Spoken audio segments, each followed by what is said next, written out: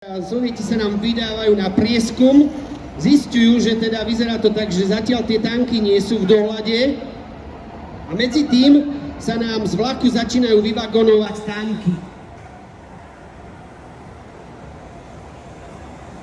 Že posledné téčko biele, pekne nám vyšlo. Z nenazdajky nemecké tankové jednotky. Tam z vrchnej časti idú dva tanky Panther a smerom k mostu do prepadu kolóny ide Panzer 4 s dlhým 75 mm kanónom. Stredný tank v poklope otvorenom už spadal, niečo sa nám tam deje, chlapi, ale bohužiaľ už je neskoro.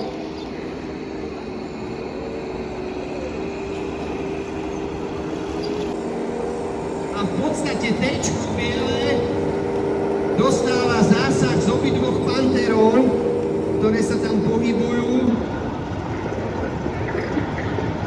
Kolóna začína byť nervózna a vidia, že cez most prešiel ďalší Panzer 4 nemecký.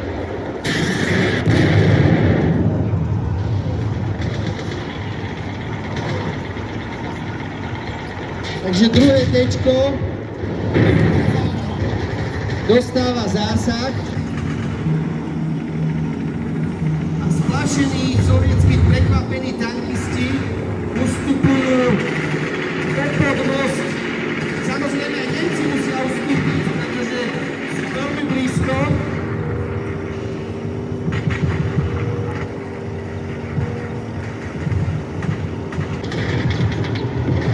Takže Sovieti nám pod brúškou hmly sa vracajú naspäť na svoje pozície, aby sa preskupili. Na tie dva téčka, ktoré sú vpredu, tam to téčko veliteľské je už nefunkčné a druhé téčko nám tam ešte bojuje s Pantherom.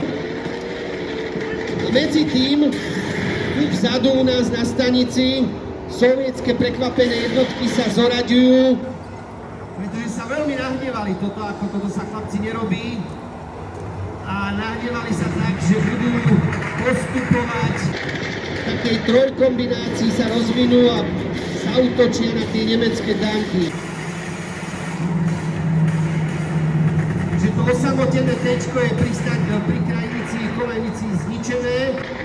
Panthery a Panzer 4 nám jemne postupujú smerom k mostu v kolóne a Sovieti vyrážajú do protiútoku.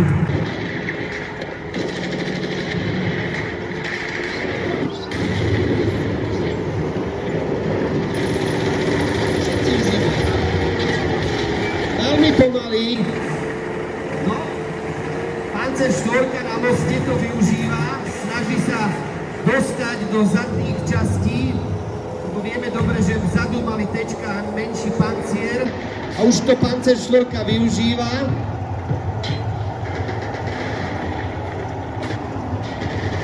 Zasahuje biele téčko na kopci a medzi tým vyrazili do protiútoku Sovieti. Triafajú Panzer 4, tá je znefunkčnená. Tým pádom sa vytvorila prekážka pre postup sovietských tankových vojsk cez most a Sovieti využívajú ďalšiu časť cesty, ktorá je voľná. Takže točia sa.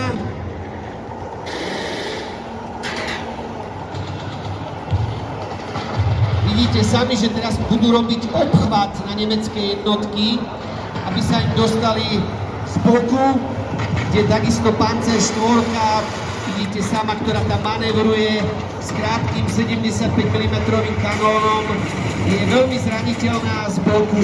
Vieme dobre, že všetky tanky mali tie čelné panciery silnejšie. Panther mal pancier až 100 mm, takže ten nám cúva. Skúsi sa stiahnuť ďalej a Sovieti mierne postupujú, veľmi opatrne a tlačia na nemecké jednotky.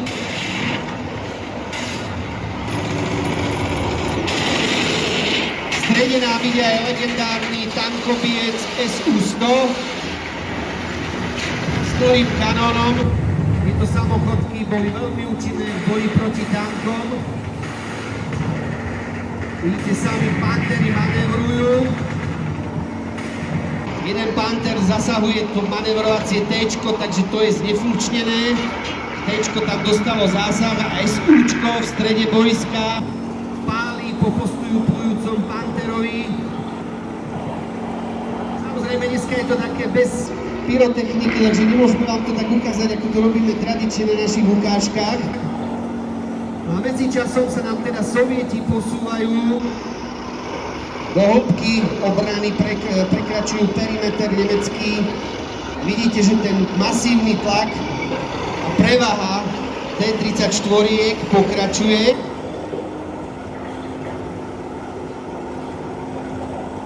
No tam dokonca prišla už aj polícia, to ide riešiť. No tak toto chlapci. Polícia z druhej strany nám tam bliká a ide riešiť, že čo sa tu deje. Vojnový konflikt, polícia, áno. A Sovieti medzi časom teda postupujú a ešte si k tomu zahrajú takú veľmi známú skladbu.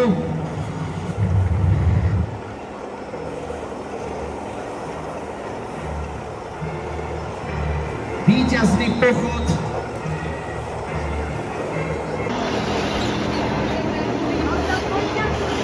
Obsadzujú nemecký perimeter obrany, tam už Panter v podstate sa vzdáva sovietským postupujúcim jednotkám, ktoré už prenikli na začiatok stanici, kde bola nemecká zóna. Našťastie teda pre sovietských tankistov to dopadlo dobre. Straty boli minimálne len 2 tanky, pretože nemecké posádky už boli k koncu vojny unavené, neskúsené, boli tam mladí tankisti, ktorí s tými tankami nevedeli už tak dobre bojovať. Sovieti to využili a obsadzujú nám teda boisko.